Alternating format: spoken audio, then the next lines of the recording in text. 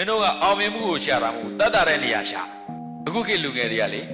အောင်မြင်မှုရှာတာမဟုတ်ဘူးကွာတတ်တာတဲ့နေရာရှာနေတာဘယ်တော့မှမအောင်မြင်ဘူးအောင်မြင်မှုဟာတက်တော့တက်တာရတာတခုမှမရှိဘူးတက်တော့တက်တာရတဲ့အောင်မြင်မှုဘယ်မှာရှိလို့တရားမင်းကပြောတယ်သူသားကိုဟေ့ဟွာတဲ့မင်းတဲ့ကြိုးစားအားထုတ်မှုမရှိဘဲနဲ့အောင်မြင်မှုရတဲ့နေရာဆိုအဖေကိုပြောသားမှာတဲ့ငါအဲ့ဒီဘုံသွားခြင်းလို့ပါလေတရားမင်းကသူသားကိုပြောဘူးတယ်ဟုတ်လားတရားမင်းဖြစ်အောင်လဲကြိုးစားယူပါဒီတရားမင်းဆိုတော့နိုင်ပြည်နှစ်ခုရဲ့ပြဿနာတွေကိုဖြေရှင်းပေးရတဲ့ president ကြီးကိုကွာသူ့မှာလည်းအုံနောက်၆ဆရာတွေအများကြီးရှိဒါကြောင့်နေရာကြီးကြီးရသွားရင်ခက်ခဲအကြီးတွေရင်ဆိုင်ဟုတ်လားအခု